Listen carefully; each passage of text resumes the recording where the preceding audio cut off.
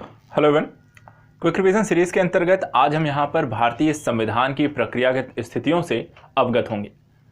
आप जब भी एग्ज़ाम देने जा रहे हैं, चाहे आप पीटी का एग्ज़ाम दें और मेंस दोनों के एग्ज़ाम के लिए मैं बता दूं, ये आपके लिए बहुत ही महत्वपूर्ण विषय वस्तु है। और विभिन्न प्रकार के एग्ज़ाम में यहाँ पर इस टॉपिक से जो आज मैं पढ़ाने जा रहा हूँ आपको डायरेक्टली क्वेश्चन पूछे गए हैं और पूछे जाते रहेंगे। आज का जो टॉपिक है वो दो चीज़ों को लेकर महत्वपूर्ण है, वो है संविधान सभा के गठन को लेकर और साथ ही साथ भारतीय संविधान की प्रस्तावना के बारे में। इसको लेकर काफ़ी सारी वाद विवाद की स्थितियां भी बनती हैं और करंट को चर्चागत स्थितियां भी रहती हैं, और साथ ही साथ एक भारतीय इतिहास और भारतीय संविधान की संकल्पना के साकार स्वरूप के संदर्भ में भी यहां पर आपको एक बहुत ही महत्वपूर्ण जानकारी भी मिलती है। इस संदर्भ से ये टॉपिक आपके विभिन्न प्रकार की परीक्षाओं की जो भी आप प्रिपरेशन कर रहे हैं वहां के लिए महत्वपूर्ण हो जाता है।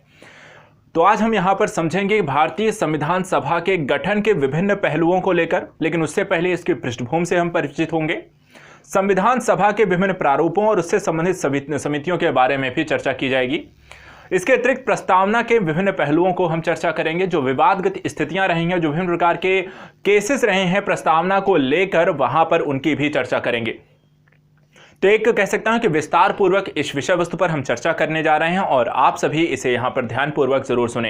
ये आपके सहयोग से यहां पर बहुत ज़रूरी है कि यहां पे चीज़ें हम आगे लेकर चल रहे हैं, लेकिन उतना ही जितना मैं यहां पर अभ्यास कर रहा हूं, जितना मैं आपके लिए बेहतर करने की कोशिश कर रहा हूं, आप भी यहां पर ज़रूर से ज़रूर इस वीडियोज़ को देखें और अपने परीक्षागत स्थितियों से जो भी इससे रिलेटेड प्रश्न आते हैं उनको हल करके आएँ। तो चलिए प्रारंभ करते हैं आज की अपनी इस विषय वस्तु में। सबसे पहले आइए समझने की कोशिश करते हैं संविधान सभा के गठन से पूर्व की स्थितियों के बारे में, अर्थात एक पृष्ठभूमिक अवगत यहां पर हो जाते हैं। देखिए, पृष्ठभूमि की अगर बात करें भारतीय संविधान के गठन से पूर्व की स्थितियों के बारे में, तो यहाँ पे कुछ तथ्यात्मक आधार हैं जिससे रिलेटेड आपको जानकारी है। हमने पिछले टॉपिक के बारे में इनके बारे में चर्चा जरूर की है, जैसे कि सर्वप्रथम जो विचार आया संविधान सभा के बारे में, जो सर्वप्रथम विचार प्रस्तुत किया गया 1934 में एमएन रॉय के द्वारा यहां पर प्रस्तुत किया गया था, जो कि संविधान सभा के गठन की मांग करते हैं। और इसी प्रस्ताव के संदर्भ में, संविधान सभा के गठन के संदर्भ में 1934 में ही स्वराज पार्टी ने यहां पर इस संविधान सभा के गठन का प्रस्ताव रखा। ये बातें यहाँ पर 1934 में चल ही रही थी कि यहाँ पर पंडित जवाहरलाल नेहरू जी के द्वारा और उससे पूर्व भारतीय राष्ट्रीय कांग्रेस के द्वारा इसके संदर्भ में कुछ चीज़ें प्रस्तुत की गई, कुछ यहाँ पे अवधारणात्मक और कुछ यहाँ पे तथ्यात्मक चीज़ों के बारे में जानकारी दी गई। जैसे कि एक आधिकारिक जो मांग यहाँ पर संविधान सभा के बारे में सर्वप्रथम देखने को मिलती है, वो मिलती है भारतीय राष्ट्रीय कांग्रेस के द्वारा। भारतीय राष्ट्रीय कांग्रेस ने 1935 में यहां पर आधिकारिक रूप से यहां पर संविधान सभा के गठन की मांग करते हैं। और इसी के स्वरूपगत स्थितियों में जो आगे के कुछ वर्षों में अगर हम देखें तो एक वयस्क मताधिकार की भी बात की जाती है 1938 में पंडित जवाहरलाल नेहरू के द्वारा। ये सारी गतिविधियां चल ही रही थीं और ये सारी प्रक्रियागत तिथियां संविधान निर्माण की दिशा में आगे बढ़ रही थीं। आता है समय 1940 का। 1940 के अंतिम वर्षों में चीजें बदलती हैं यहां पर किस रूप में कि यहां पर देखा गया कि अगस्त प्रस्ताव प्रस्तुत किया गया था। और मूलतः अगर हम देखें अगस्त प्रस्ताव क्या था, अगस्त प्रस्ताव था भारतीय संविधान सभा के गठन को लेकर इससे पूर्व हुए जो गतिविधियां रहीं उनके बारे में एक कह सकते हैं एक समुच्चय था अगस्त प्रस्ताव। अगस्त प्रस्ताव यहां पर पंडित जवाहरलाल नेहरू के द्वारा अगर देखा जाए प्रस्तुत किया गया, और इसको यहां पर सबसे अच्छी बात रही कि ब्रिटिश शासन के द्वारा इसको स्वीकृति भी प्रदान कर दी जाती है। अगस्त प्रस्ताव आता है, पंडित जवाहरलाल नेहरू जी प्रस्तुत करते हैं, ब्रिटिश सरकार की स्वीकृति मिलती है। स्वीकृति मिलने के पश्चात प्रक्रियाएं बदलती हैं। ब्रिटिश सरकार कहीं ना कहीं चीज़ों को इस तरीके से आगे लेकर बढ़ना चाह रही थी कि यहाँ पर उनका कह सकते हैं कि एक तुष्टीकरण की एक नीति, एक पॉलिसी अगर हम कहें तो ज़्यादा बेहतर होगा, जहाँ पर कोशिश ये थी ब्रिटिश सरकार की कि भारतीय लोगों और भारतीय नेताओं की जो मांग है, संविधान सभा जैसी गठन की मांग है, जो अपने आप के अधिकार क्षेत्र को शासन के स्तर देखना चाहते हैं, वो उनको प्रदान कर दिया जाए, लेकिन उन पर ब्रिटिश सरकार का जो आधिपत्य है वो बनाए रखा जाए। और इसी को ध्यान में रखते हुए अगर हम देखें तो संविधान सभा के निर्माण को लेकर 1942 में यहाँ पर क्रिप्स मिशन को भेजा गया। तो वहाँ पर क्रिप्स मिशन के अंतर्गत जो बातें उन्होंने रखी, जिस तरीके से प्रक्रियागत स्थिति जिसके बारे में मैंने पिछले वीडियो में आपको डिटेल से चर्चा की है, वहाँ पर एक चीज़ बहुत स्पष्ट हो जाती है। क्रिप्स प्रस्ताव जो लेकर आया गया था वहाँ पर एक विभाजनकारी स्थितियाँ देखने को मिलती हैं, और साथ ही साथ भारतीय नेताओं को भी ये स्पष्ट हो जाता है कि कहीं ना कहीं भारतीय जो पूर्ण स्वराज की जो मांग थी, स्वतंत्रता की बात थी, वो वहां पर परिलक्षित होती हुई दिखाई नहीं देती है क्रिप्स मिशन में। और इसी कारण यहाँ पे क्रिप्स मिशन जो होता है वो पूर्णतः असफल हो जाता है, उनकी मांग को वहां पर अस्वीकार कर दिया जाता है। ये बातें यहीं पर खत्म होती हैं, लेकिन एक चीज और यहाँ पर क्रिप्स मिशन के कारण निकल कर आती है कि मुस्लिम लीग यहाँ पर जो होता है वो भी यहाँ पर कहीं ना कहीं इनके द्वारा जो प्रस्तुत प्रस्ताव था उसको अस्वीकृत कर देता है। अब बात आती है कि मुस्लिम लीग ने यहाँ पर क्रिप्स प्रस्ताव को किन आधारों पर अस्वीकृत किया था। ये जानकारी इसलिए है महत्वपूर्ण है क्योंकि यहाँ पर देखें, मुस्लिम लीग भी उस समय तक की अवधारणा के अंतर्गत पाकिस्तान जैसे संदर्भों के तहत कार्य करने लगा था और सोचने लगा था, एक नए अधिराज्य की बात करने लगा था, एक नए राज्य की संकल्पना को देखता था जिसको वो पाकिस्तान की कहीं ना कहीं संज्ञा के रूप में देखते थे। तो यहाँ पर ये दो यहाँ पर बात करते हैं कि दो स्वायत्त राज्यों के मांग की गई थी मुस्लिम लीग के कारण, जो कि यहाँ पर वहाँ पर दिखाई नहीं देता है। तो इस तरीके से यहाँ पर मुस्लिम लीग के द्वारा जो दो स्वायत्त राज्यों की मांग जो क्रिप्स मिशन में की गई, दो अलग अलग तरीके से उसे प्रस्तुत किया गया था, वहाँ पर एक विभाजनकारी स्थितियाँ देखने को मिल रही थी और इन सारी चीज़ों के कारण वहाँ पर उसे अस्वीकृत कर दिया जाता है। इसी संकल्पना में अगर हम आगे देखें तो अब जब क्रिप्स मिशन असफल हो गया, चीज़ें वहाँ पर सही ढंग से नहीं देखने को मिलती हैं और इसकी असफलता जो होती है वहाँ पर उसके बाद ब्रिटिश सरकार को कहीं ना कहीं नए सिरे से चीज़ें सोचनी पड़ती हैं। उन्होंने इस चीज़ को यहाँ पर बेहतर करने के दृष्टिकोण से एक और मिशन भेजा, कैबिनेट। यहाँ पर अगर हम देखें तो कैबिनेट मिशन को 1946 में 3 सदस्यीय प्रस्ताव के संदर्भ में यहाँ पर 3 सदस्य के जो थे वहाँ पर कौन कौन थे ये आपको बताना है। मैंने पिछले वीडियो में आपको बताया था। यहाँ पर ये आपके लिए क्वेश्चन है कि बताइए कि कैबिनेट मिशन जो 1946 में आया था उसके 3 सदस्य कौन से हैं। ये आपके लिए क्वेश्चन है, पिछले वीडियो मैंने आपको बताया था, अगर आपने देखा तो इसका आंसर आपको जरूर पता होगा। चलिए तो यहाँ पे बात करते हैं, संविधान सभा के गठन का प्रारंभ हो गया। अब संविधान सभा के गठन का प्रारंभ हुआ तो यहाँ पर क्या क्या चीजें आपको देखने मिलती हैं, कुछ नए घटनाक्रम, जिसमें सबसे जो महत्वपूर्ण है वो है कैबिनेट मिशन। कैबिनेट मिशन को अगर हम देखें तो 1946 में आता है, 3 सदस्य यहाँ पर इसके होते हैं और 3 सदस्य में आए कि तो आपको क्रिप्स मिशन ही वहाँ पर क्रिप्स ऑलरेडी इसमें होते हैं, स्टैनफोर्ड क्रिप्स इसमें सदस्य होते हैं, 2 और यहाँ पर और सदस्य हैं। यहाँ पर एक प्रस्ताव प्रस्तुत करते हैं। कौन प्रस्तुत करता है? कैबिनेट मिशन के द्वारा एक प्रस्ताव लेकर आया जाता है। इस प्रस्ताव में क्या बातें कही गई? इन्होंने कहा कि संविधान निर्माण के लिए एक बुनियादी ढांचे को प्रस्तुत किया जिसे वो एक संविधान सभा के रूप में वो स्वीकार करते हैं। अर्थात कैबिनेट मिशन के द्वारा संविधान सभा के गठन की प्रक्रियागत स्थितियों को एक बुनियादी ढांचे के रूप में स्वीकार किया गया और जब इस प्रस्ताव को उन्होंने रखा तो यहाँ पर बाकी पार्टियों के द्वारा भी इसकी स्वीकार्यता मिलती है। इसके साथ साथ यहाँ पर चुनाव कराने की प्रक्रियागत स्थितियों को भी यहाँ पर प्रारंभ किया गया कि जो संविधान सभा का गठन होगा उसके सदस्य कौन होंगे, उन सदस्यों का चुनाव कैसे होगा, निर्वाचन क्षेत्र कितने होंगे, इसको लेकर भी वहाँ पर बातचीत हुई तो कुछ चीज़ें निकल कर आई, कुछ डाटा निकल कर आया। डाटा क्या था? देखिए 10 लाख की जनसंख्या पर एक सीट को निर्धारित किया गया। उस समय की जनसंख्या 10 लाख के क्षेत्र में, 10 लाख की जनसंख्या वाले क्षेत्र से एक सीट वहाँ पर निर्धारित की गई। टोटल जो कुल सीट वहां पर निकल गई 389 सीट निकलती हैं, 389 सीटें निकल कर आती हैं। और इसमें भी विभाजन है 2 अलग अलग देशों प्रांतों को लेकर, जिसमें से 296 ब्रिटिश प्रांतों को और 93 वो देसी रियासतों को यहाँ पर सीटें मिलती हैं, स्थान मिलता है या कुल सदस्य संख्या में एक विभाजनकारी स्थिति ये देखने को मिलती है। इसके साथ साथ जो प्रांत की सीटें थीं उस प्रांत की सीटों में 3 अलग अलग समुदायों के आधार पर भी विभाजन किया गया। ये 3 समुदाय कौन से थे? ये 3 समुदाय थे मुस्लिम, सिख और सामान्य। सामान्य के अंतर्गत वो सभी लोग सम्मिलित थे जिसमें मुस्लिम और सिख नहीं आते हैं, तो मुस्लिम और सिख को छोड़कर बाकी अन्य सभी को सामान्य के अंतर्गत वहां पर रखकर सीटों का यहाँ पर बंटवारा किया गया था।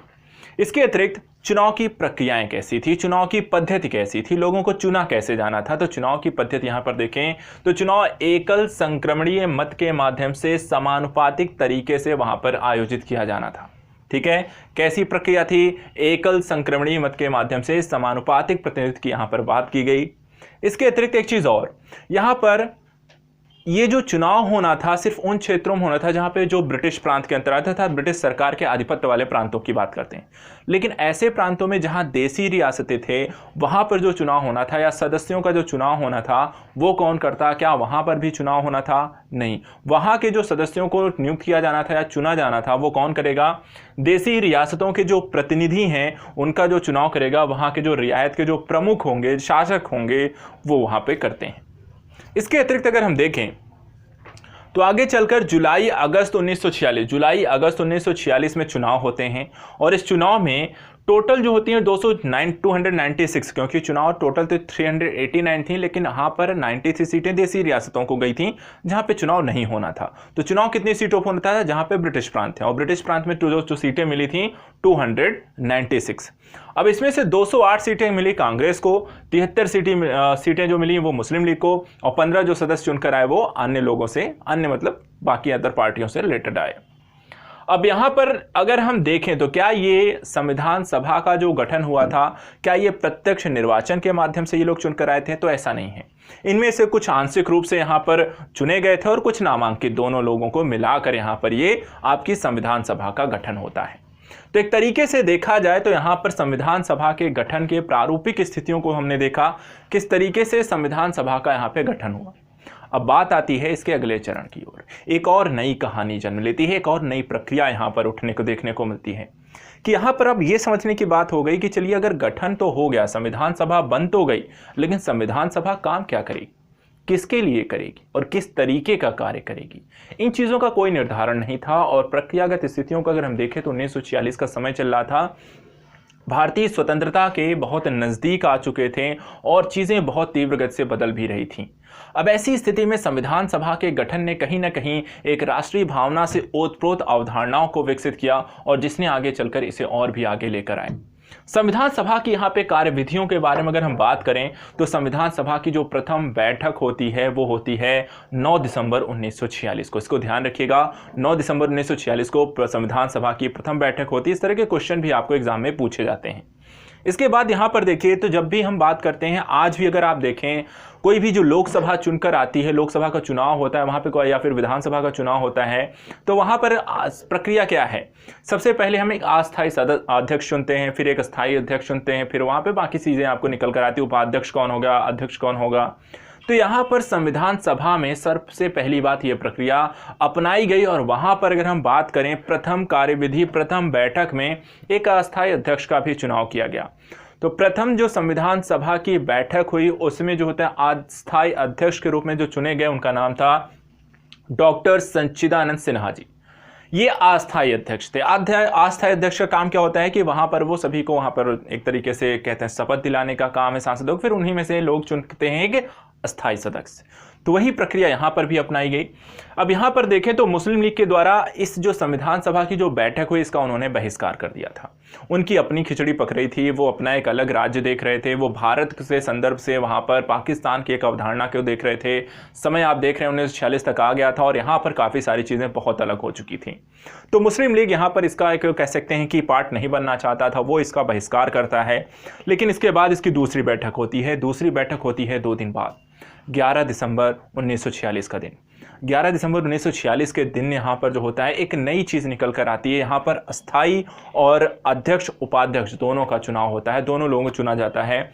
तो अस्थाई अध्यक्ष के रूप में जिनका चुनाव होता है आप सभी जानते हैं डॉक्टर राजेंद्र प्रसाद, और उपाध्यक्ष के रूप में जिनका चुनाव हुआ उनका नाम था H.C. मुखर्जी। तो यहाँ पर डॉक्टर राजेंद्र प्रसाद और H.C. मुखर्जी यहाँ पर संविधान सभा के प्रथम अध्यक्ष और उपाध्यक्ष यहाँ पर चुने जाते हैं जो कि स्थायी रूप से होते हैं। इसके अतिरिक्त एक संवैधानिक सलाहकार की भी नियुक्ति होती है और उनका नाम था B.N. राव। तो B.N. राव जो होते हैं यहाँ पर प्रथम जो होते हैं संवैधानिक सलाहकार के रूप में नियुक्त किए जाते हैं।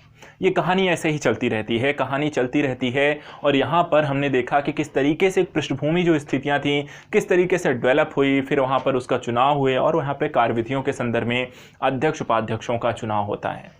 लेकिन ये स्थितियाँ बदलती हैं जब आता है आपको यहाँ पर कि संविधान सभा को काम क्या करना था और किस तरीके से इस कार्य को आगे बढ़ाने वाली थी। इसकी प्रक्रिया आगे निकल कर आती है इसके उद्देश्य प्रस्ताव से। उद्देश्य प्रस्ताव क्योंकि उसकी चर्चा हम पहले भी यहाँ पर करते हैं, तो आइए समझते हैं ये उद्देश्य प्रस्ताव क्या था और इसमें क्या क्या चीज़ें रखी गई थी। देखिए उद्देश्य प्रस्ताव के बारे में अगर कुछ फैक्ट आपको पता है, जैसे कि 13 दिसंबर 1946 को संविधान सभा में पंडित जवाहरलाल नेहरू के द्वारा इसे प्रस्तुत किया जाता है उद्देश्य प्रस्ताव को। और इसके कुछ प्रमुख बातें जो हैं जो आगे चल के प्रस्तावना और संविधान के स्वरूप के निर्धारण में बहुत महत्वपूर्ण है। अर्थात आप कह सकते हैं कि आपके संविधान की जो वर्तमान का प्रारूप है, जो वर्तमान की प्रस्तावना है, वो कहीं ना कहीं इस उद्देश्य प्रस्ताव से यहाँ पर देखी जा सकती है। और इसीलिए अगर वर्तमान समय में हम देखें तो आपकी जो भारतीय संविधान की प्रस्तावना है उसे हम उद्देशिका भी कहते हैं, जो कि कहीं ना कहीं आपके पंडित जवाहरलाल नेहरू के द्वारा प्रस्तुत किए गए उद्देश्य प्रस्ताव से जुड़ती हुई दिखाई देती है। तो समझने की कोशिश करिए यहाँ पर उद्देश्य प्रस्ताव इतना महत्वपूर्ण कैसे है। देखिए यहाँ पर इसकी सबसे जो इंपॉर्टेंट जो फैक्ट यहाँ पर इस उद्देश्य प्रस्ताव में रखे गए थे, पहली चीज़ कि यहाँ पर पूर्ण संप्रभु संपन्न गणराज्य की ये मांग करते हैं कि अर्थात एक ऐसा भारत का निर्माण करना जो अपने आंतरिक और बाह्य सभी प्रकार के निर्णय बिना किसी के दबाव के लेने में सक्षम होगा। दूसरा अगर हम देखें तो यहाँ पे भारतीय संघ जो होगा यहाँ पर निर्माण होगा, एक भारतीय संघ के निर्माण की बात करते हैं और इस भारतीय संघ में ब्रिटिश प्रांत भी होंगे, देसी रियासतें भी होंगी और कोई ऐसा भी क्षेत्र जो कि भारत के संपूर्ण जो होते हैं प्रभुत्व संपन्न बनने के पश्चात भारतीय परिक्षेत्र में सम्मिलित होना चाहता है उसे भी इसे सम्मिलित किया जाएगा। इसके बाद आगे चल के आप सिक्किम को देखते हैं कि वो भारत में मिलता है, तो वो इन्हीं की परिकल्पना थी, उद्देश्य प्रस्ताव में कही गई बातों का ही एक स्वरूप था। इसके अतिरिक्त यहाँ पर भारत के नागरिकों को ये सामाजिक, आर्थिक और राजनीतिक न्याय के संकल्पना की बात करते हैं कि यहाँ पर भारतीय नागरिकों को सामाजिक तौर पर, आर्थिक तौर पर और राजनैतिक तौर पर यहाँ पर न्याय सुनिश्चित किया जाएगा। साथ ही अगर हम देखें तो कानूनों को यहाँ पे समानता, विचार अभिव्यक्ति की यहाँ पर संगठन बनाने की स्वतंत्रता, लोक नैतिकता की स्थापना, ये सारी बातें भी उन्होंने अपने उद्देश्य के या उद्देश्य प्रस्ताव में रखी थी और ये बहुत महत्वपूर्ण बातें थी। इन्होंने ही आगे चल के संविधान के मौलिक अधिकारों के संदर्भ में या फिर अगर हम कहें कि संविधान की प्रस्तावना को पूर्णतः प्रख्यापित करने में महत्वपूर्ण भूमिका निभाती हैं। इसके अतिरिक्त यहाँ पर ये बात करते हैं अल्पसंख्यक, पिछड़ी जातियों और जनजातीय क्षेत्र के लोगों की सुरक्षा की यहाँ पे समुचित व्यवस्था को भी ये यहाँ पे प्राथमिकता देते हैं। आगे चलकर आप देखते हैं कि भारतीय संविधान में यहाँ पर अलग अलग आयोगों के गठन की भी मांग की गई है। इनके अलग अलग जो होते हैं जनजातीय क्षेत्रों के प्रशासन को लेकर उन्होंने अलग तरीके से उपबंध भी कर रखे हैं। तो ये कहीं ना कहीं जो देन की बात है ये आपके उद्देश्य प्रस्ताव में यहाँ पे दिखाई देते हैं। इसके अतिरिक्त अगर हम देखें तो अवशिष्ट शक्तियों का यहाँ पर जो होता है इकाइयों के पास होना, 22 जनवरी 1947 को सर्वप्रथम यहाँ पर इसे स्वीकृति दी गई और संविधान के स्वरूप व प्रस्तावना के निर्माण में यहाँ पर भागीदार बनती है। तो यहाँ पर उद्देश्य प्रस्ताव प्रस्तुत किया जाता है और इसको स्वीकृति मिलती है आपको 22 जनवरी 1947 को। तो 22 जनवरी 1947 को उद्देश्य प्रस्ताव में कही गई बातों को सभी यहाँ पर स्वीकार करते हैं और इसी के आधार पर आगे चल के संविधान निर्माण के प्रारूप यहाँ पर प्रारंभ होते हैं। उसका एक प्रारूप के साथ साथ उसके प्रस्तावना के संदर्भ में चीज़ें प्रारंभ हो जाती हैं। तो यहाँ पर इसको एट द लास्ट चीज़ों को हम अगर स्थापित करने की कोशिश करते हैं तो भारतीय संविधान के संदर्भ जो अंतिम महत्वपूर्ण जो घटना है वो भारतीय स्वतंत्रता अधिनियम 1947 के द्वारा कुछ महत्वपूर्ण परिवर्तन किए गए संविधान सभा के बारे में। ये घटना बहुत महत्वपूर्ण थी क्योंकि इस अधिनियम के माध्यम से भारत को स्वतंत्रता यहाँ पर देने की बात निकल कर आती है और इसके साथ साथ यहाँ पर पाकिस्तान के विभाजन की भी परिकल्पना निकल कर आती है, जिसके कारण कहीं ना कहीं संविधान सभा का गठन जो होता था वो मुस्लिम लीग इत्यादि को सम्मिलित करके हुआ था। लेकिन भारत स्वतंत्र हो रहा था और स्वतंत्र हो रहा था दो अलग अलग राज्यों के रूप में। एक पाकिस्तान का स्वरूप था जो कि पश्चिमी और पूर्वी पाकिस्तान के रूप में था और एक था भारत। तो ऐसी क्षेत्र में यहाँ पर काफ़ी सारे जो संविधान सभा के जो सदस्य थे, जो परिक्षेत्र था वो विभाजित हो जाता है, जिसके कारण से यहाँ पे कुछ यहाँ पे परिवर्तन देखने को मिलते हैं। ये परिवर्तन क्या हुए थे, क्या आप इनसे परिचित हैं? नहीं परिचित हैं तो आइए परिचित होते हैं। तीन चीज़ें यहाँ पर देखने को मिलती हैं। यहाँ पर भारतीय संविधान जो सभा थी इसमें तीन चीज़ें यहाँ पर बदल जाती हैं भारतीय स्वतंत्रता अधिनियम 1947 के द्वारा। पहली चीज़ यहाँ पे बदली गई कि यहाँ पर जो बात कही कि संविधान सभा जो होगी वो पूर्णतः यहाँ पर एक संप्रभु निकाय के रूप में यहाँ पर उनको बना दिया गया। संप्रभु निकाय की यहाँ पर जो सभी प्रकार के निर्णय लेने में अब बिना किसी के दबाव के, बिना किसी अन्य के वहाँ पर कह सकते हैं कि किसी प्रकार के अन्य शक्तियों के दबाव में आए हुए वो वहाँ पर निर्णय करने में सक्षम रहेगी, कुछ भी वो कार्य कर सकती है। दूसरा यहाँ पे काम किया गया कि इसी संविधान सभा को उन्होंने एक भारतीय संसद के रूप में उसे मान्यता दे दी, जिसका कार्य ये होगा कि वो विधियों का निर्माण कर सकेगा और साथ ही साथ संविधान का भी निर्माण की जिम्मेदारी उसे दी गई। और तीसरा यहाँ पे जो परिवर्तन हुआ था वो इनकी संविधान सभा की संख्या पर, क्योंकि मुस्लिम लीग अलग हो गया और मुस्लिम लीग के अलग होने के कारण संविधान सभा की जो संख्या थी वो घटकर हो गई 299 ही रह गई, जो कि स्टार्टिंग में 389 था वो घट के आपके 299 रह गई।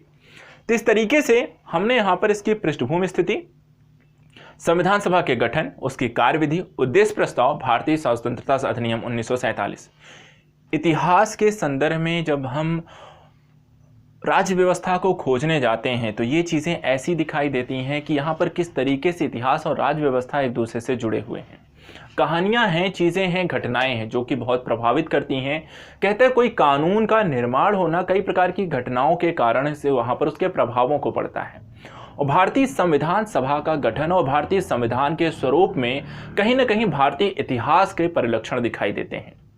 भारतीय इतिहास में जिस तरीके से ब्रिटिशों के द्वारा भारतीयों पर जिस तरीके से प्रक्रियागत स्थितियां शासन की गई और जिस तरीके से लोग एकजुट हुए, जिस तरीके से आंदोलनों में लोगों ने पार्टिसिपेट किया, साथ ही हमारी जो बहुसांस्कृतिक और बहुधार्मिक एक व्यवस्था रही है, उन सभी ने भारतीय संविधान के गठन, उसके प्रारूपिक प्रक्रिया में एक महत्वपूर्ण भूमिका निभाते हैं। तो ये प्रक्रिया क्या थी, ये किस तरीके से कार्य करती है, ये भी आपको पता होना चाहिए। पता है आपको, आई थिंक सो।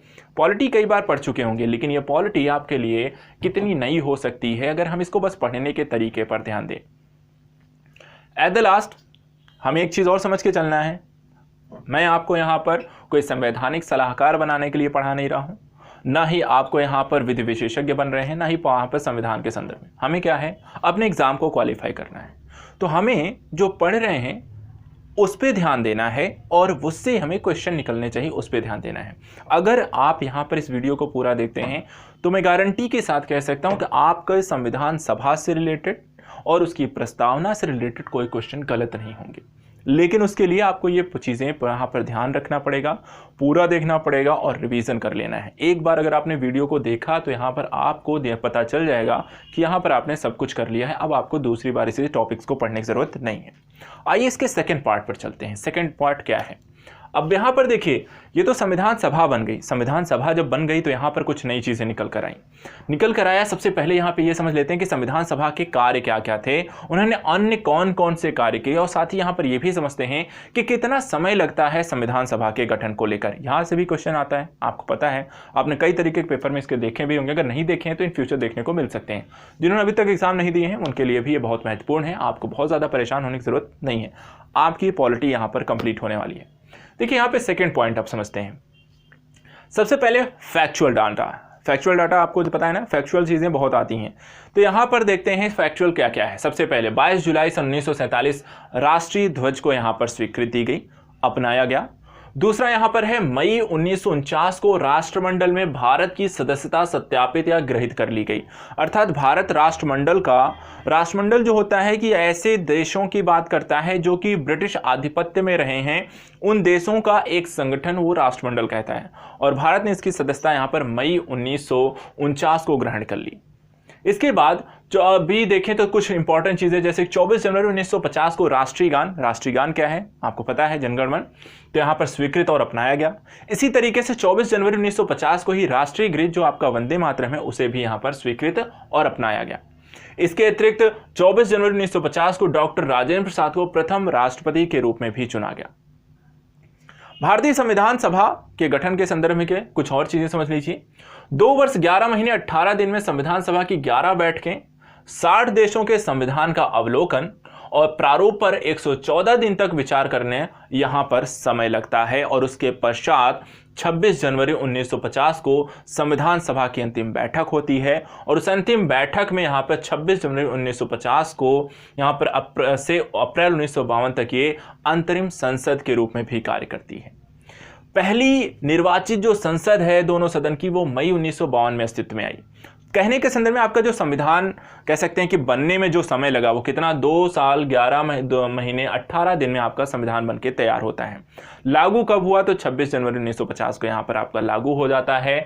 और यहाँ पर इस संविधान को लेकर यहाँ पर कितने 60 से अधिक देशों के संविधान को यहाँ पर उसको देखा गया, अवलोकन किया गया, उसका निरीक्षण किया गया और उससे संबंधित जो इंपॉर्टेंट वहाँ पर उन्हें लगा उनको अपने संविधान में सम्मिलित भी किया गया। यहाँ पर एक चीज़ यहाँ पर यह भी ध्यान रखें कि संविधान सभा के बारे में जो आप पढ़ रहे हैं, संविधान सभा, एक चीज़ ध्यान रखिए कि संविधान सभा ने भारतीय स्वतंत्रता के पश्चात और संविधान के लागू होने के पश्चात भी भारतीय संसद के रूप में कार्य किया है।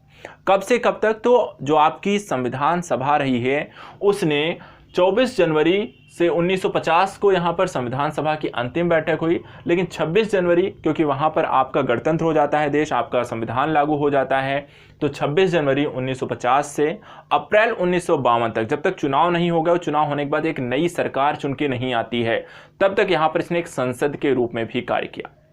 1952 के पश्चात यहाँ पर जो पहली निर्वाचित संसद जो जनता के द्वारा प्रत्यक्ष तरीके से चुन के आती है, वहां पर पहली निर्वाचित संसद के दोनों सदन जो होते हैं मई 1952 में अस्तित्व में आते हैं। तो हमने आपकी एक कहानी शुरू की, इस कहानी शुरू की संविधान सभा के गठन, उसके द्वारा संविधान के निर्माण और साथ ही साथ उसके अंतरिम संसद के रूप में कार्य करने से लेकर उसके समापन तक की स्थितियां, भारत को स्वतंत्रता की स्थितियां, भारतीय प्रथम चुनाव और वहां से चुनकर आए एक निर्वाचित संसद तक की स्थिति हमने देख ली।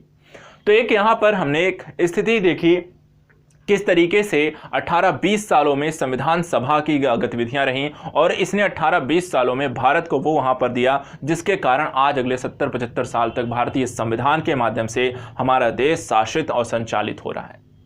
तो अब यहाँ पर समझने वाली बात है कि किस तरीके से ये जो संविधान निर्माण से कौन कौन सी समितियां रहीं, इससे रिलेटेड काफ़ी सारे क्वेश्चन आते हैं और इनको समझ लेना ज़रूरी है। तो आप समझने की कोशिश करेंगे कि यहाँ पर भारतीय संविधान के निर्माण में कितनी समितियां रहीं और किस समिति के कौन अध्यक्ष थे और किस तरीके का कार्य वो कर रहे थे। तो यहां पर देखिए, संघ शक्ति समिति और संघीय संविधान समिति, ये दोनों ही समितियां के जो अध्यक्ष थे वो पंडित जवाहरलाल नेहरू थे, ठीक है। दूसरा यहां पर प्रांतीय संविधान समिति के जो अध्यक्ष थे वो सरदार वल्लभ भाई पटेल थे। साथ ही साथ ये मूल अधिकारों एवं अल्पसंख्यक संबंधी परामर्श समिति के भी अध्यक्ष थे।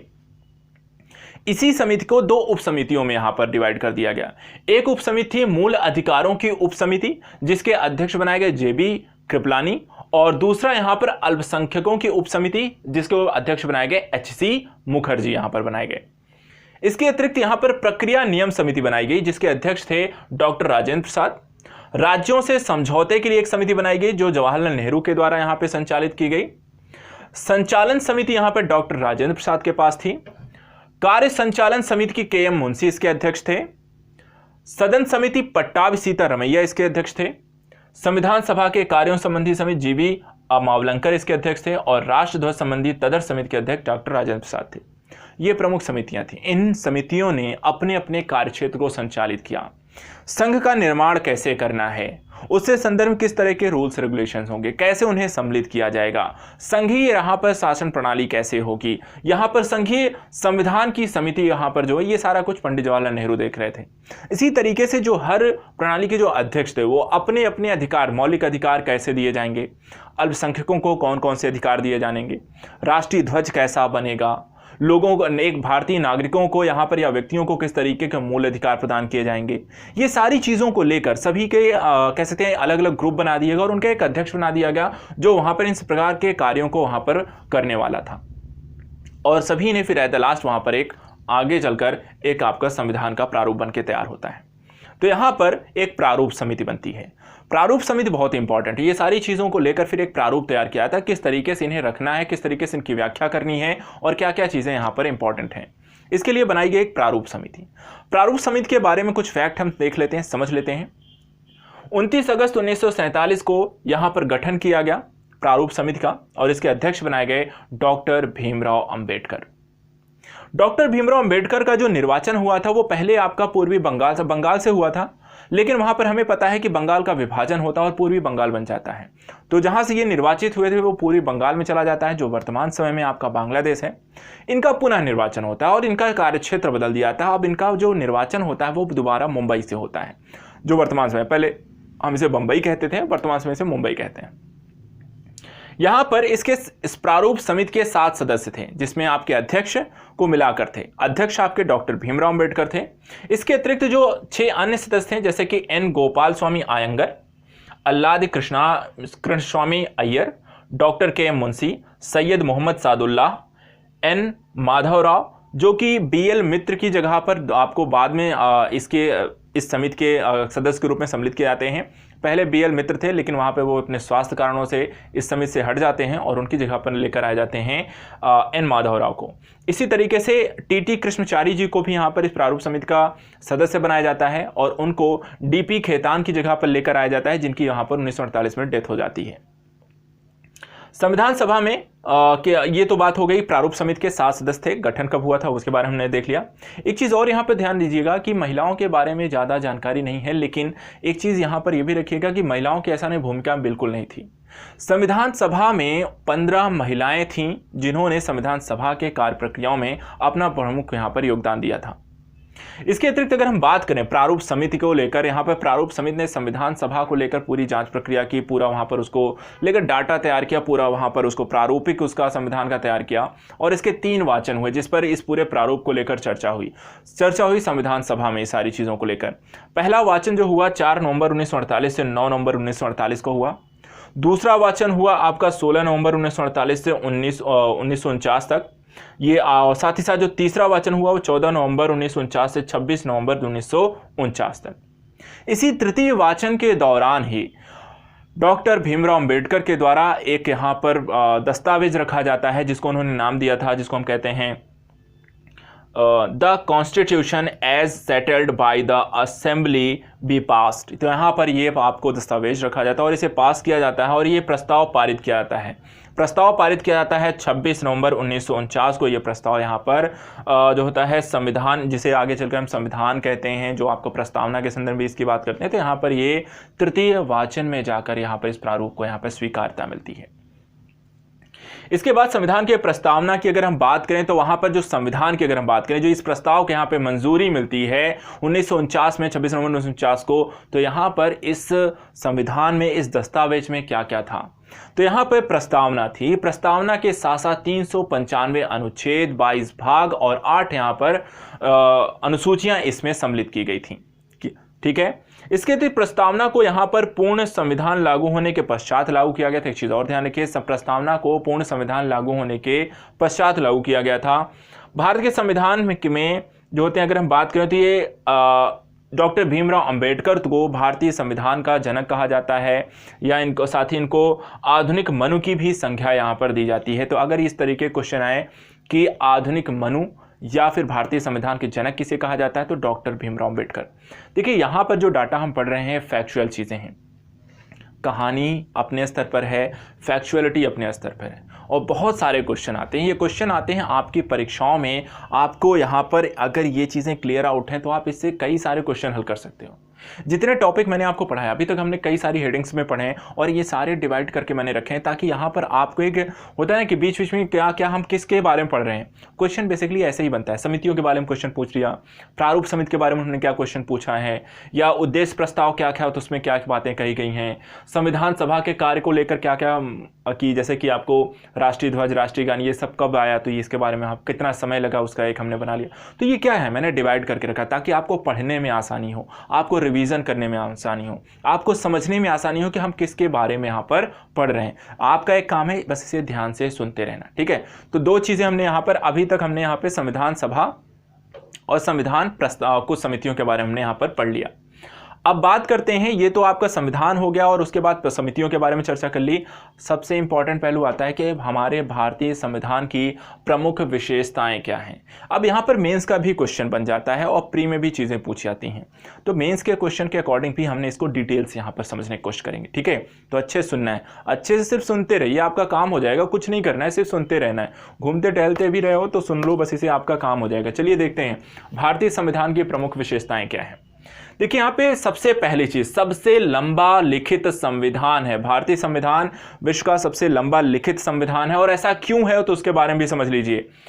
मूल संविधान में 395 अनुच्छेद हैं, 22 भाग हैं और 8 अनुसूचियां हैं। 395 अनुच्छेद, 22 भाग, 8 अनुसूचियां हैं। इसके अतिरिक्त इसमें 4 भाग और जोड़े गए। ठीक है, यहां पर 22 थे और इसमें 4 भाग और जोड़े गए। कौन कौन से, तो भाग 4 का जोड़ा गया। भाग 4 का जो है मूल कर्तव्यों से रिलेट करता है, और ये जोड़ा का कैसे गया है, तो 42वें संविधान संशोधन अधिनियम 1976 के द्वारा इसे जोड़ा गया। इसी तरह के एक और भाग जोड़ा गया, भाग 14 का। भाग 14 का जो है वो विभिन्न अधिकरणों से रिलेट करता है और इसे भी 42वें संविधान संशोधन अधिनियम 1976 के द्वारा इसे भी जोड़ा गया। तो दो भाग यहां पर जोड़े गए, 4 का और 14 का। इसके अतिरिक्त दो भाग बाद में और जोड़े गए। एक जोड़ा गया भाग 9 का जो नगर पालिकाओं से रिलेट करता है और इसे 74वें संविधान संशोधन अधिनियम 1992 के द्वारा जोड़ा गया। और चौथा जो भाग जोड़ा गया था भाग 9 का सहकारी समितियों से रिलेट करता है ये, और इसे 97वें संविधान संशोधन अधिनियम 2011 के माध्यम से जोड़ा गया। तो टोटल कितने हो गए? 22 ऑलरेडी पहले से थे, 4 और जोड़ दिए गए तो टोटल हो जाने चाहिए 26, लेकिन इसे वर्तमान में है 25। तो यहां पर 25 कौन से? तो एक कौन सा हट गया तो उसके बारे में जान लीजिए। एक है भाग 7 जो कि पहली अनुसूची के भाग खा के राज्यों के बारे में जानकारी देता है और इसमें सिर्फ एकमात्र अनुच्छेद था 238। ठीक है, तो यहां पर इसे 7वें संविधान संशोधन अधिनियम 1956 के द्वारा इसे निरसित कर दिया गया। इसके बाद यहां पर जो कुल यहां पर अगर हम बात करें तो कुल भाग कितने हो गए? 25 रह गए हैं। लेकिन आज भी अगर हम देखें तो मूल संविधान के बारे में हमेशा पूछा जाता है तो वहां पर जो भाग हैं वो टोटल 22 ही हैं, उसे 22 भागों में ही विभाजित माना जाता है क्योंकि इनको भी क्या किया गया है? 4 का, 14 का, 9 का खा जोड़ा, तो वो पर्टिकुलर उसी के भाग के अंतर्गत आते हैं, इसलिए उनको 22 ही बोलते हैं। लेकिन है अगर टोटल बात करें तो भाग यहाँ पे टोटल 25 हैं।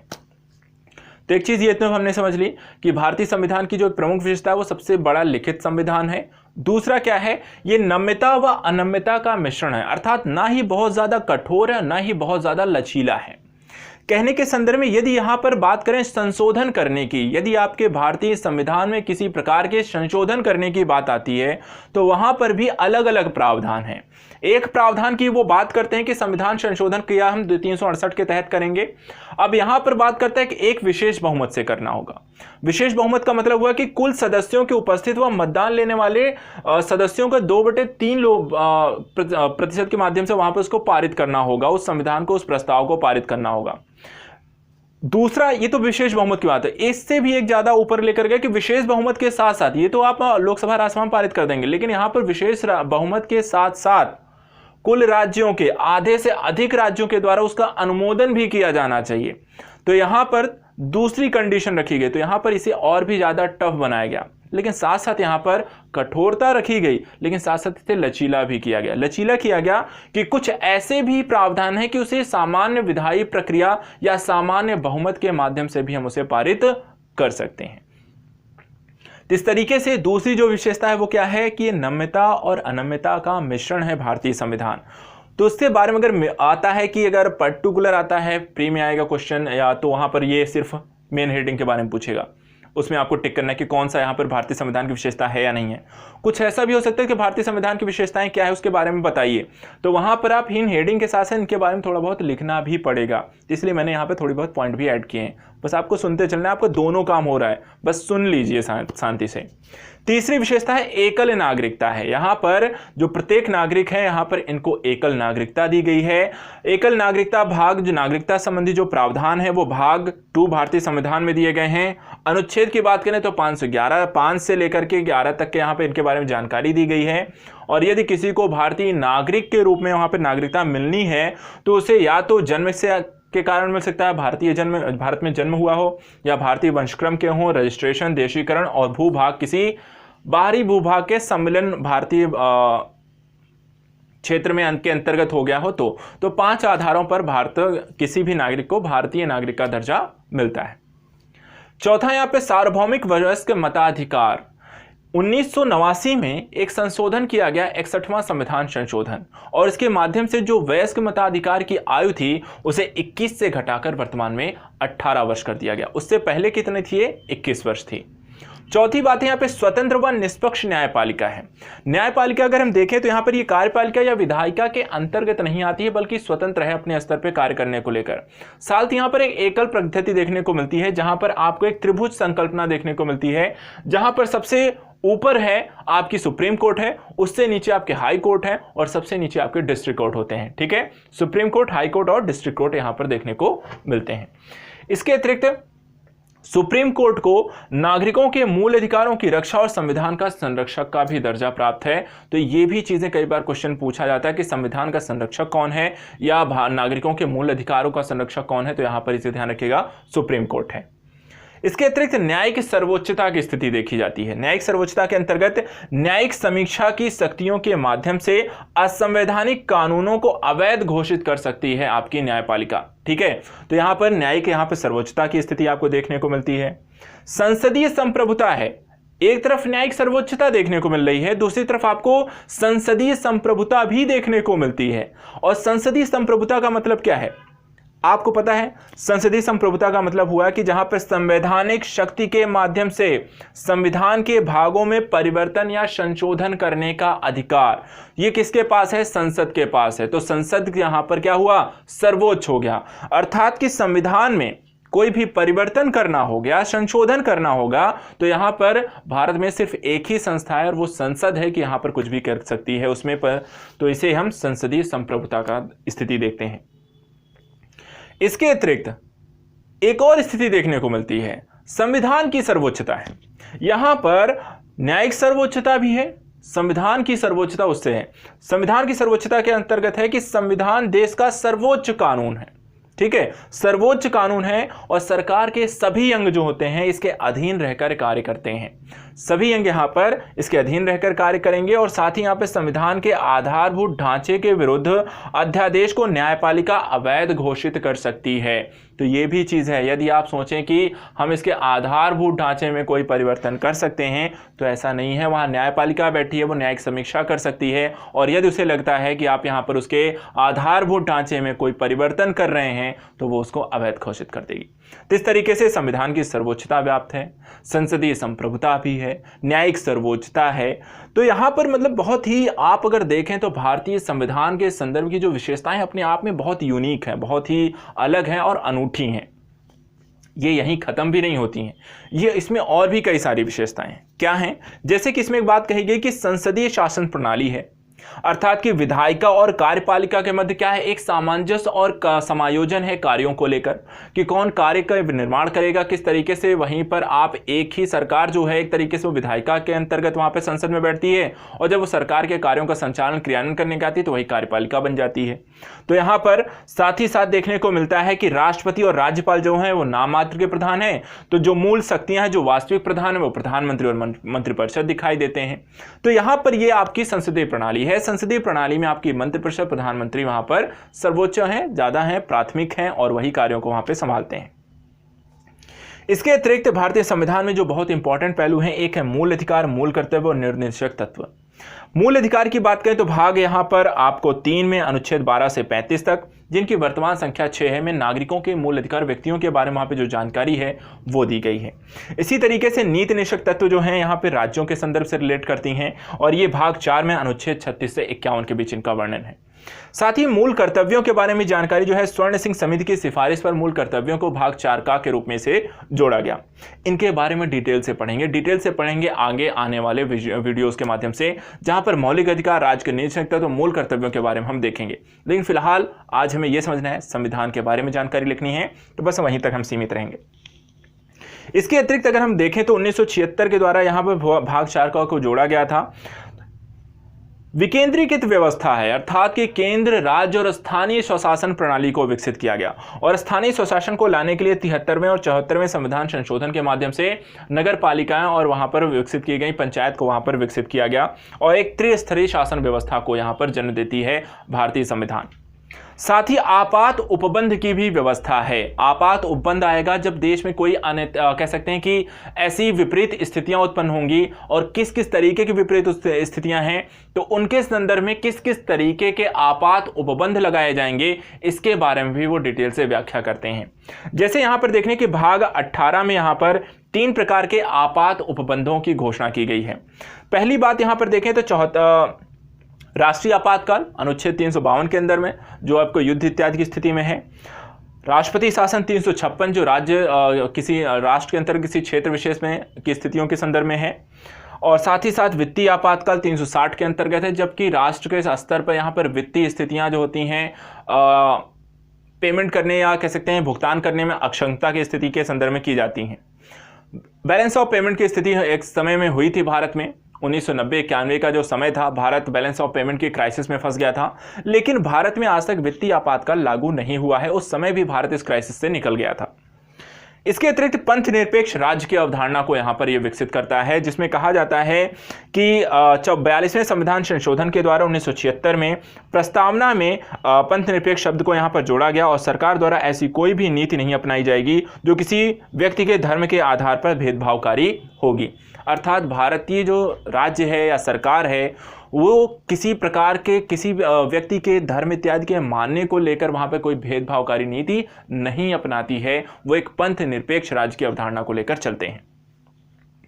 इसके अतिरिक्त यहाँ पर एक और चीज़ है, संघात्मक संविधान और एकात्मक लक्षण भी इसमें देखने को मिलती हैं, जिसमें आपको नागरिकता, न्यायपालिका, लिखित संविधान है, केंद्र राज्यों की मत शक्तियों का बंटवारा जैसी चीज़ें आपको दिखाता है कि भारतीय जो संविधान है वो संघात्मक और एकात्मक दोनों ही व्यवस्थाओं का एक मिला जुला स्वरूप आपको दिखाई देता है।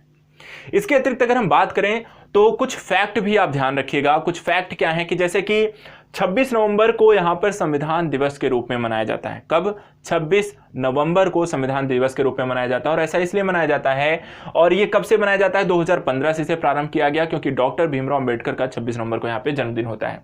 तो संविधान दिवस 26 नवंबर 2015 से मनाया जा रहा है और डॉक्टर भीमराव अंबेडकर के जन्मदिन पर मनाया जाता है।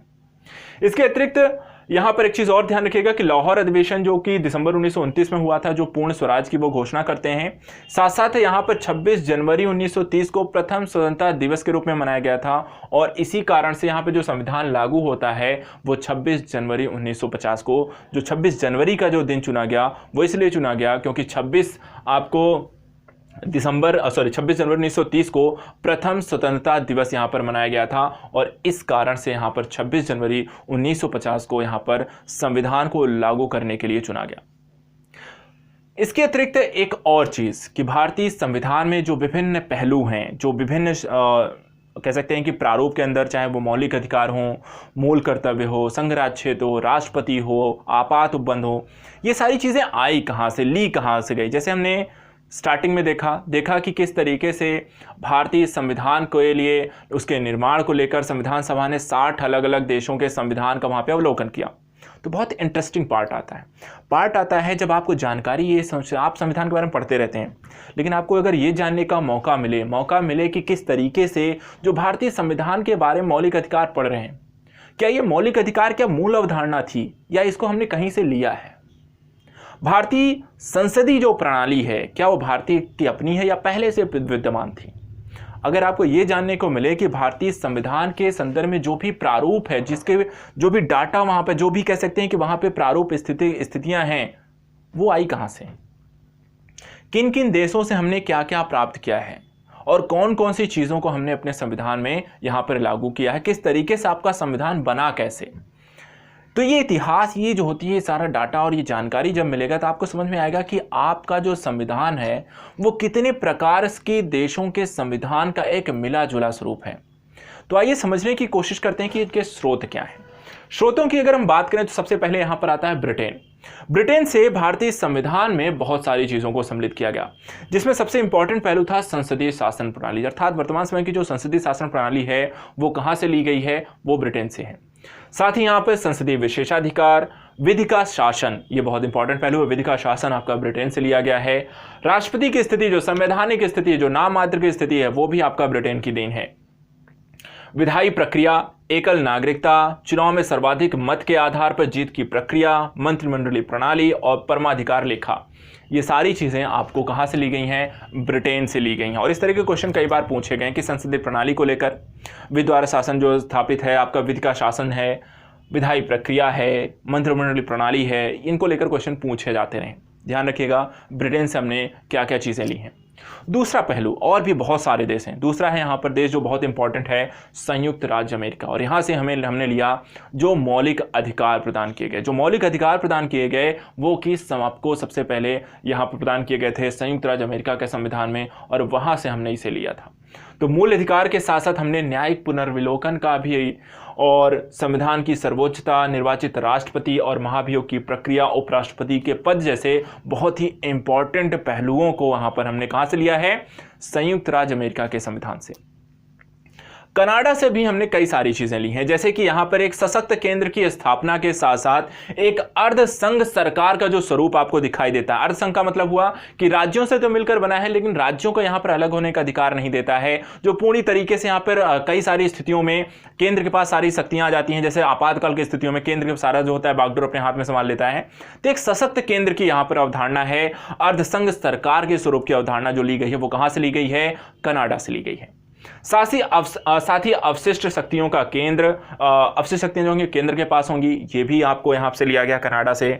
शक्ति विभाजन, राज्यपाल की नियुक्ति, उच्चतम न्यायालय का परामर्शी न्याय निर्णयन। राष्ट्रपति को किसी चीज पर उच्चतम न्यायालय के न्यायाधीश से यहां पर कोई सलाह मशविरा चाहिए होता है, तो वो जो बात रखी गई है वो कहां से रखी गई है? कनाडा से लिया गया है। तो कनाडा से कुछ इंपॉर्टेंट जो पहलू हैं वो यहां पर लिए गए। इसके बाद देखें तो आयरलैंड से हमें यहाँ पर राज्य के नीति निर्देशक तत्वों की बात, अर्थात एक राज्य के तौर पर आपकी क्या भूमिका है, किस तरीके से विकासिक प्रक्रिया लेकर आप चलेंगे, ये सारी जो जानकारी है वो कहाँ से ली गई? आयरलैंड के राज्य के नीति निर्देशक तत्व से। राष्ट्रपति के द्वारा राज्यसभा में जो मनोनीत सदस्य होते हैं, जो कला, साहित्य क्षेत्र, खेल इत्यादि से चुने जाते हैं, वो यहाँ पे जो अधिकार है राष्ट्रपति के पास वो आपको लिया गया आयरलैंड से। राष्ट्रपति के निर्वाचन की जो वर्तमान समय भारत की जो प्रक्रिया है वो कहां से लिया गया? वो आपको लिया गया आयरलैंड से।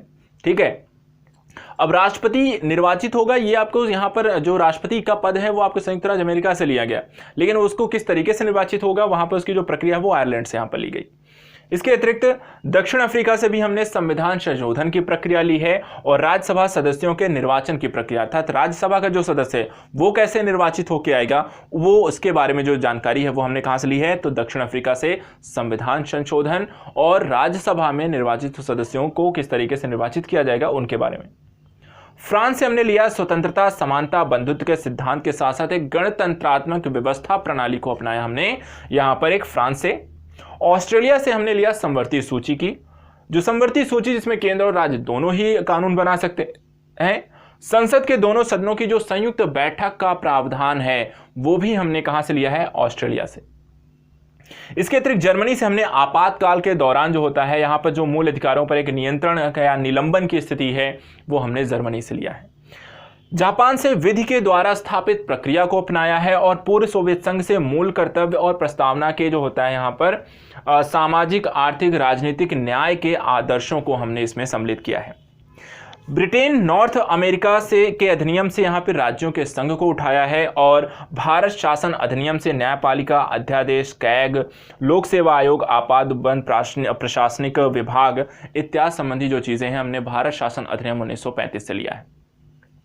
तो देखने के संदर्भ में जो भारतीय संविधान की विशेषताओं के संदर्भ में भारतीय संविधान के स्रोतों के बारे में हमने यहाँ पर ब्रिटेन, अमेरिका, कनाडा, आयरलैंड, दक्षिण Africa, France, Australia, Germany, Japan, पूर्व सोवियत संघ, ब्रिटिश नॉर्थ अमेरिका अधिनियम और भारत शासन अधिनियम 1935, इतनी जगहों से, इतने स्रोतों से हमने कई अलग अलग चीज़ों के बारे में जानकारी जो होती है उसको लेकर के भारतीय संविधान के स्वरूप का निर्माण किया है। ये आपका भारतीय संविधान के बारे में हो गई, लेकिन भारतीय संविधान यहाँ पर आपका बन जाता है, उसके स्रोत बन जाते हैं, उसकी जानकारी बन जाती है, किस तरीके से निर्माण किया, किसकी क्या भूमिका रही, क्या घटनाएं रहीं, क्या इतिहास रहा, वो सब आपके समक्ष है। यहां पर आपका भारतीय संविधान बनकर तैयार हो चुका है, उसको हमने आत्मसात कर लिया है। 26 जनवरी 1950 को लागू हो गया है, संविधान दिवस इत्यादि हम मनाने लगे हैं और संविधान के जनक इत्यादि सबके बारे में हमें पता है। लेकिन अब बात आती है कि आपको संविधान में जिन चीज़ों के बारे में उल्लेख किया गया है वो इन चीज़ों के बारे में आप डिटेल से समझने की ज़रूरत है, क्योंकि मूलतः वहाँ पे बहुत सारी जानकारी है और उसी को लेकर आप चर्चा करते हैं, उसी को लेकर कई तरीके के प्रश्न आते हैं। तो सबसे पहले हम भारतीय संविधान में भाग 1 में इंटर करने से पहले भारतीय संविधान के मूल स्रोत को पढ़ते हैं। प्रस्तावना। प्रस्तावना भारतीय संविधान की आत्मा है, भारतीय संविधान का पथ प्रदर्शक है, भारतीय संविधान के किसी चीज की अस्पष्टता के संदर्भ में उसका एक मार्गदर्शक है और ऐसी प्रस्तावना को आपको भी समझना चाहिए। समझना चाहिए कि प्रस्तावना और किन किन चीजों को लेकर यहां पे बात करता है और ये किस तरीके से आपके लिए महत्वपूर्ण है। तो यहां पर अगर हम देखें तो भारतीय संविधान के संदर्भ में प्रस्तावना क्या क्या बातें करती हैं और किस तरीके से यह महत्वपूर्ण है। तो पहली चीज, संविधान के आदर्शों, उद्देश्यों, स्वरूप, संविधान के लागू होने की तिथि इत्यादि का जो वर्णन है वह आपको भारतीय संविधान की प्रस्तावना को पढ़ने से मिल जाता है। किस तरीके की संविधान होगा, किस तरीके का हमारा संविधान है, लोगों को किस तरह का अधिकार है, कब इसे लागू इत्यादि किया जाएगा, ये सब जानकारी आपको संविधान की सिर्फ प्रस्तावना को पढ़ लेने से मिल जाती है। इसके अतिरिक्त अगर हम देखें तो एमएन पालकीसवाला ने कहा था कि प्रस्तावना को उन्होंने कहा कि संविधान के परिचय पत्र की संज्ञा दी है। परिचय पत्र क्या है? आईडी कार्ड, जो आइडेंटिफिकेशन कार्ड होता है, आई कार्ड होता है जो आपका, कहीं भी आप जाते हैं तो आपसे पूछा था आई कार्ड दिखाइए, वो आई कार्ड दिखाने के बाद आप एंट्री करते हैं। कहीं आप जॉब करें तो आपको एक आई कार्ड प्रोवाइड कराया जाता है। ठीक उसी तरीके से आपको यदि संविधान के बारे में जानकारी रखनी है, उसके बारे में आपको परिचित होना है, तो आपको प्रस्तावना के बारे में पता होना चाहिए। प्रस्तावना उसका एक आई कार्ड, उसका एक परिचय पत्र है जो कि बताता है कि आप किसके बारे में पढ़ने जा रहे हैं, जो आगे आप एंट्री करने जा रहे हैं। प्रस्तावना वहां पर उसकी पूरी एक रूपरेखा जो होती है, एक संक्षिप्तीकरण को प्रस्तुत करता है। इसके अतिरिक्त प्रस्तावना का संविधान जो होता है, आविर्भाव जो होता है पंडित जवाहरलाल नेहरू के द्वारा यहाँ पर उद्देश्य प्रस्ताव में रखा गया था। जैसे मैंने आपको पढ़ाते समय बोला था, उद्देश्य प्रस्ताव को मैंने बताया था, और इसी कारण से इसे हम उद्देशिका भी कहते हैं। इसके अतिरिक्त प्रस्तावना जो है अमेरिकी संविधान से यहाँ पर ली गई है, और यहाँ पर जो होता है इसकी जो भाषा है, प्रस्तावना को जरूर अमेरिका के संविधान से लिया गया है, लेकिन इसकी जो भाषा है, इस पर जो भाषा शैली है, जिस तरीके से लिखी गई है, उस पर जो वर्चस्व दिखाई देता है वो ऑस्ट्रेलियाई संविधान की प्रस्तावना का दिखाई देता है। अर्थात जो शब्द हैं वो आपके वहां से हैं, लेकिन जिस तरीके की शैली और चीज़ों को अपनाया गया है वो आपकी ऑस्ट्रेलिया से ली गई हैं। इसके अतिरिक्त अर्थात प्रस्तावना होनी चाहिए, प्रस्तावना है तो अमेरिका की है, लेकिन वहां पर जिन शब्दों को जिस तरीके से प्रेजेंट आउट किया गया वो आपका ऑस्ट्रेलिया का है। 42वें संविधान संशोधन के माध्यम से 1976 के द्वारा प्रस्तावना में समाजवादी, पंथ निरपेक्ष और अखंडता शब्द यहाँ पे सम्मिलित किए गए, जो पहले से यहाँ पर सम्मिलित नहीं थे। जो 3 शब्द बाद में यहाँ पर आपको जोड़े गए वो क्या थे? पंथ निरपेक्ष, अखंडता, समाजवादी। ये 3 जो शब्द हैं वो आपको बाद में जोड़े गए 42वें संविधान संशोधन 1976 के माध्यम से। ये कुछ जानकारी थी कि यहाँ पर किस तरीके से संविधान कैसे बना, संविधान की प्रस्तावना का उद्देश्य प्रस्ताव, इसलिए उद्देशिका कहते हैं, लिया गया और अमेरिका से, और इसमें कुछ और संशोधन के कुछ और चीज़ों को भी जोड़ा गया।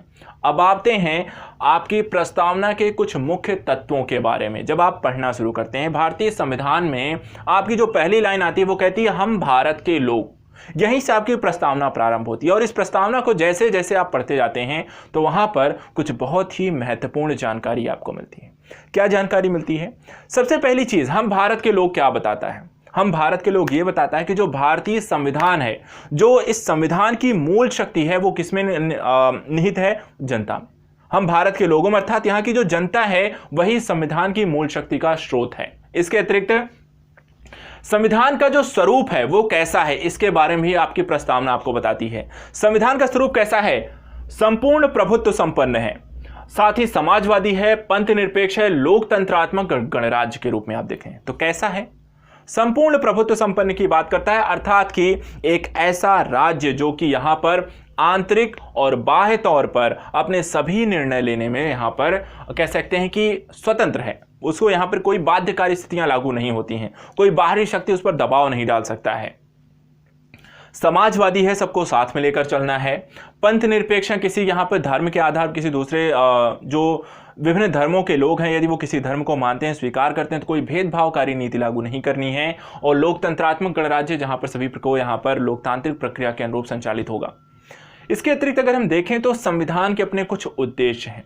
संविधान यह भी बताता है, उसकी प्रस्तावना में कहा गया है कि वहां के जो नागरिक हैं उनको 3 प्रकार के न्याय वहां पे देने की बात करता है। 3 प्रकार के न्याय सुनिश्चित करता है, सामाजिक, आर्थिक और राजनीतिक न्याय की बात करता है। इसी तरीके से वो 5 प्रकार की स्वतंत्रता का भी उल्लेख करता है। जो आपकी प्रस्तावना है वो 5 प्रकार की स्वतंत्रता की बात करता है। कौन कौन सी? विचार के आधार पर स्वतंत्रता, अभिव्यक्ति के आधार पर स्वतंत्रता, विश्वास के आधार पर, धर्म के आधार पर, उपासना के आधार पर। 5 प्रकार की स्वतंत्रता का उल्लेख भी आपकी प्रस्तावना में किया गया है। इसके अतिरिक्त यहां पर प्रतिष्ठा व अवसर की समता की बात करता है कि पद या प्रतिष्ठा के आधार पर और लोगों को मिलने वाले अवसर के आधार पर, चाहे वो लोक नियोजन के अवसर हो, सार्वजनिक क्षेत्र की कंपनियां हो, उनमें भी यहां पे किसी प्रकार का विभेद नहीं किया जाएगा। सबको समता के अधिकार दिए जाएंगे, अर्थात सभी को आगे बढ़ने के मौके उपलब्ध कराए जाएंगे। व्यक्ति की गरिमा, राष्ट्र की एकता, अखंडता और बंधुता बढ़ाने के लिए यहाँ पर प्रयास किया जाएगा, उससे संबंधित कार्य विधियां लागू की जाएंगी। और इसी के तहत इसे 26 नवंबर 1949 को इस संविधान को अंगीकृत, अधिनियमित और आत्मार्पित करते हैं। तो ये आपका जो कह सकते हैं भारतीय संविधान के संदर्भ में देखें तो 3 बहुत इंपॉर्टेंट पहलू हैं। जो स्रोत है वो भारत की जनता है, जो आपका स्वरूप है वो 5 अलग अलग तरीके से संपूर्ण प्रभुत्व संपन्न है, समाजवादी, पंथ निरपेक्ष, लोकतंत्रात्मक गणराज्य और संविधान के कई सारे अपने उद्देश्य हो, चाहे वो स्वतंत्रता को लेकर हो, चाहे वो न्याय को लेकर हो, चाहे वो समता को लेकर हो, चाहे अवसर को लेकर हो, चाहे बंधुता प्रेम को लेकर हो, तो वहाँ पर उन सारी चीज़ों की वो बात करता है। इसी को अगर हम देखें तो थोड़ा सा अगर हम डिटेल पर जाएं, इसको और थोड़ा डिटेल समझें, तो एक तरीके से कहा जाए तो भारत के लोगों के द्वारा ये बनाया गया संविधान है, यहाँ पर उनके द्वारा स्वीकार किया गया है और स्वयं के ऊपर से लागू किया गया है। ठीक है। दूसरी चीज, भारत का जो संपूर्ण प्रभुत्व संपन्न जो शब्द है, ये आंतरिक और बाह्य 2 तथ्यों की बात करता है। आंतरिक तौर पर आप राजनैतिक, आर्थिक, सामाजिक और धार्मिक आधार पर निर्णय लेने के लिए स्वतंत्र हैं, और साथ साथ बाह्य अर्थ वैदेशिक मामलों के आधार पर आप किसे मित्र बनाएंगे, कौन आपका शत्रु है, किसके साथ संधि करनी है, इस मामले में भी आप वहां पर पूर्णतः स्वतंत्र होकर अपने निर्णय करेंगे। साथ ही यहां पर एक समाजवादी विचारधारा के आधार पर एक लोकतांत्रिक समाजवादी विचारधारा को प्राथमिकता देता है, जिसके अंतर्गत कहता है कि यहां पर जो एक सार्वजनिक और निजी क्षेत्र का यहां पे समावेश होगा, एक सह अस्तित्व के साथ इन्हें हम साथ में लेकर आगे बढ़ेंगे, लेकिन सार्वजनिक क्षेत्रों को वरीयता हम ज्यादा देंगे।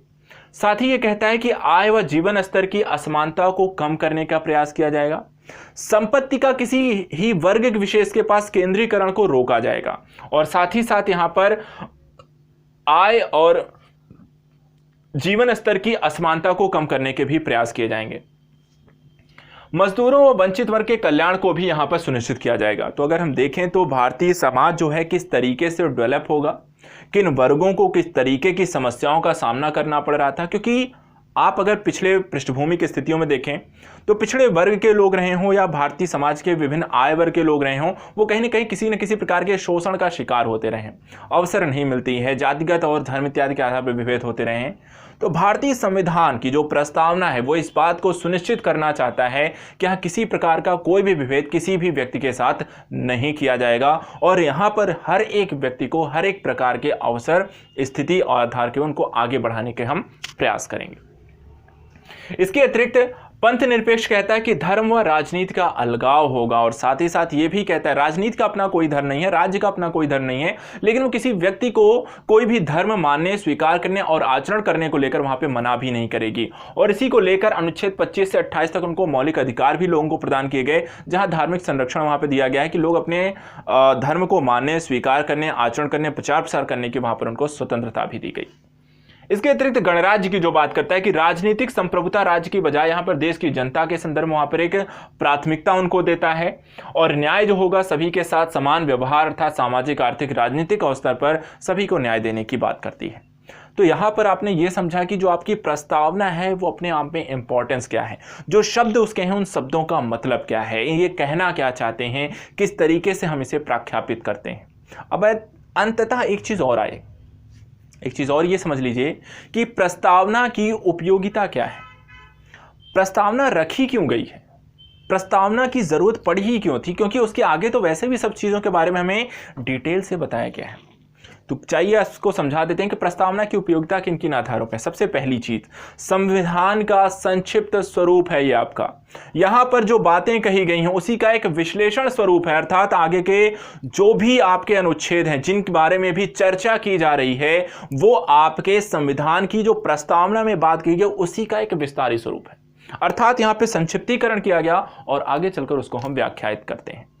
दूसरी चीज है यहां पर कि राजनीतिक स्तर पर, यहां पर धार्मिक स्तर पर नैतिक मूल्यों का भी उल्लेख करता है कि हर एक स्तर पर, चाहे धर्म हो, आर्थिक स्थितियां हो, राजनीतिक स्थितियां हो, हमें कुछ नैतिक मूल्यों को बनाकर चलना पड़ेगा। हम उसी के आधार पर इन चीज़ों को आगे लेकर बढ़ सकते हैं, क्योंकि नैतिकता का पतन होने से आपको चीज़ें वहां पर खराब होंगी, ना ही वो राष्ट्र के स्तर पर अच्छी होंगी, ना अन्य चीज़ों के स्तर पर। संविधान के लिए एक स्पष्टीकरण के रूप में भी कार्य करता है। आगे कई सारे विवाद होते हैं, कई सारे विवादों को मैं अभी यहां पर आपको दिखाऊंगा कि यहां पर कई लोग इस विवाद को भी जन्म देते हैं कि क्या प्रस्तावना संविधान का अंग है या नहीं। तो इन चीज़ों के बारे में भी जो विवाद होते हैं उसको भी वो स्पष्टीकरण के तौर पर देखता है। और इसी के साथ साथ कुछ व्यक्तियों ने इसे कुछ अलग तरीके की संज्ञा भी दी, जैसे कि यहाँ पर सर अल्लाद कृष्ण स्वामी ने इसे हमारे दीर्घकालिक सपनों का विचार कहा। कई तरीके के कोटेशन रिलेटेड क्वेश्चन पूछे जाते हैं कि मान लीजिए क्वेश्चन पूछ लिया गया कि हमारे दीर्घकालिक सपनों का विचार प्रस्तावना के संदर्भ में यह कथन किसने कहा, तो वहां पे आपका ऑप्शन सर अल्लाद कृष्णा स्वामी होगा। इसी तरीके से के मुंशी ने इसे कहा हमारे संप्रभु प्रजातांत्रिक गणतंत्र की जन्म कुंडली है।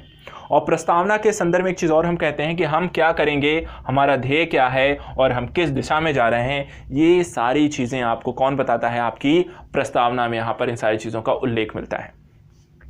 तो प्रस्तावना की उपयोगिता आपने समझी, प्रस्तावना क्यों जरूरी है और किस तरीके से यह मार्गदर्शक का रूप में कार्य करती है, इसकी आपने यहाँ पर एक परिकल्पना देखी। अब एट द लास्ट अपने अंतिम चरणों में प्रस्तावना संबंधित दो चीजें बहुत इंपॉर्टेंट रह जाती हैं, बिना थके। ये बहुत इंपॉर्टेंट है जो मैं आपको लास्ट में बताने जा रहा हूं, ये आपकी प्रस्तावना से रिलेटेड बहुत ही इंपॉर्टेंट पहलू, ये बहुत ही इंपॉर्टेंट केसेस हैं। ये केसेस आपको पढ़ते रहते हैं और कई बार आप कह सकते हैं कि एक दुविधा में पड़ जाते हैं कि किस केस में क्या क्या बातें हुई, और ये केसेस आपको बहुत ज़्यादा भ्रमित करते हैं। तो यहाँ पर इन केसों को बहुत आराम से पढ़िएगा, जिसमें गोलकनाथ हैं, आपके बेरुवारी मामला है, तो केशवानंद भारती मामला है, तो इनको लेकर आप कई बार सुनते हैं। तो इन्हीं के बारे में हम चर्चा करने जा रहे हैं, तो थोड़ा सा ध्यान और रखना है, अंतिम कुछ मिनट अपने आगे को फोकस रखना है। क्या बातें कही गई हैं उनके सुन लीजिए, उसके बाद आपने आज का सेशन ये कंप्लीट किया, यहाँ पर आपने बहुत सारे समझ लीजिए क्वेश्चन आपने हल कर लिए हैं, और अब आपको यहाँ पर इस टॉपिक में कोई प्रॉब्लम नहीं होगी। चलिए सबसे पहले बात करते हैं कि प्रस्तावना संविधान का अंग है या नहीं है, इसको लेकर कुछ केसेस हुए। एक केस हुआ बेरुवारी संघ मामला, ये 1960 में हुआ, और यहाँ पर जो न्यायालय ने निर्णय दिया, उन्होंने कहा कि प्रस्तावना जो है वो संविधान का अंग नहीं है, और उसके लिए उन्होंने तर्क भी दिया। उन्होंने कहा कि जो प्रस्तावना है ना तो ये विधायिका की शक्ति का स्रोत है और ना ही उनकी शक्ति को नियंत्रित करने का कार्य करती है, साथ ही यहां पर यह गैर न्यायिक है और न्यायालय में से चुनौती नहीं दी जा सकती है।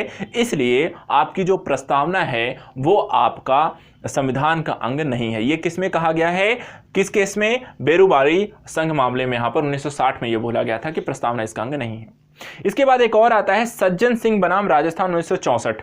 इस केस में यह बोला गया कि बेरुवारी मामले में जो कि मुद्दा आया था वो कहीं ना कहीं पुनर्विचार उस पर किया जाना चाहिए, फिर से इस पर चर्चा की जानी चाहिए कि क्या प्रस्तावना संविधान का अंग है या नहीं है। इसके बाद अगला एक केस बनता है गोलकनाथ बनाम पंजाब राज्य 1967। बहुत इंपॉर्टेंट केस था, और इस केस में एक चीज को प्रख्यापित और स्थापित भी कर दिया गया, जिसमें कहा गया यह संविधान की मूल आत्मा है, शाश्वत है और अपरिवर्तनीय है। तो यहां पर यह वक्तव्य दिया गया गोलकनाथ मामले में, जिसमें कहा गया कि आप इसमें कोई चेंजेस नहीं कर सकते हैं और ये आपके संविधान की आत्मा है। तो गोलकनाथ मामले में इस चीज को स्पष्ट कर दिया जाता है कि यहां पर ये आपके संविधान जो होता है, संविधान के प्रस्ताव जो है, ये मूल अंग के रूप में इसे हम सम्मिलित करेंगे। और इसको और भी ज्यादा स्पष्ट कर दिया जाता है केशवानंद भारती बनाम केरल राज्य 1973 के मामले में, जहां पर सीधा सीधा निर्णय दिया जाता है कि संविधान का इसे संविधान के अंग के रूप में आपको स्वीकार्यता मिल जाती है। तो 1960 से लेकर जो पहला केस आया, सिर्फ उसी में यहां पर इसको अंग के रूप में स्वीकार नहीं किया गया। दूसरा सज्जन सिंह बनाम राजस्थान सरकार में इस पर पुनर्विचार की बात की गई। गोलकनाथ बनाम पंजाब राज्य के मामले में इसे संविधान की आत्मा के रूप में और अपरिवर्तनीय करार दिया गया, और केशवानंद मामले में इसे आपको संविधान के अंग के रूप में स्वीकार्यता पूर्णता मिल जाती है। तो ये तो यहाँ पर प्रस्तावना और अंग के बारे में, प्रस्तावना संविधान का अंग है, ये स्थापित हो गया। अब दूसरा यहाँ पे, क्या प्रस्तावना परिवर्तनीय है, संशोधनीय है या नहीं है, अर्थात क्या प्रस्तावना में संशोधन किया जा सकता है या नहीं किया जा सकता है, इसको भी लेकर केस हुए। इसको भी लेकर लास्ट में ये भी है, इसको समझ लेते हैं। तो संशोधनीय नहीं है के संदर्भ में यहां पे बोला गया बेरुवारी संघ केस 1960 में संविधान का भाग नहीं है, इसलिए संशोधनीय नहीं है। वहीं दूसरा इसमें इसे संशोधनीय करार दिया गया जब इसे संविधान का अंग मान लिया गया। केशवानंद भारती बनाम मामले के में यहां पर आपको 1973 में यह बोल दिया गया कि इसे 300 संविधान संशोधन अधिनियम 368 के तहत इसे संशोधन किया जा सकता है, लेकिन उन्होंने ऐड कर दिया कि यहां पर मूल ढांचे से संबंधित विषय में संशोधन नहीं किया जा सकता। और उच्चतम न्यायालय ने भी इस पर कह दिया कि उच्चतम न्यायालय द्वारा भी इसे बहुमत से इसे अभी निर्धारित कर दिया गया कि आप प्रस्तावना में संशोधन आप कर सकते हैं, नो डाउट, यहाँ पे कोई प्रॉब्लम नहीं है, आप प्रस्तावना में संशोधन कीजिए। लेकिन जब भी बात आएगी कि आप प्रस्तावना के मूल ढांचे में आप परिवर्तन करेंगे तो हम इसे स्वीकार नहीं करेंगे। अर्थात कि प्रस्तावना के मूल ढांचे में परिवर्तन को यहाँ पर नकार दिया गया, अर्थात इसे आप मूल ढांचे में परिवर्तन नहीं कर सकते हैं। मूल ढांचा क्या होगा ये वो स्पष्ट नहीं करते हैं। प्रस्तावना में संशोधन आगे चलकर फिर होता है 1976 में ही। 42वें संविधान संशोधन के माध्यम से इसमें समाजवादी, पंथ निरपेक्ष और साथ साथ यहाँ पर अखंडता जैसे 3 शब्दों को इसमें जोड़ा गया। जैसे ही केशवानंद भारती जो मामला आता है केरल राज्य 1973 में, जो ये चीज़ स्थापित कर देता है, उसके बाद 3 साल बाद 1976 में 3 शब्दों को यहाँ पर 42वें संविधान संशोधन के माध्यम से जोड़ दिया जाता है। एट द लास्ट यहाँ पर एक चीज़ और हम समझा देते हैं।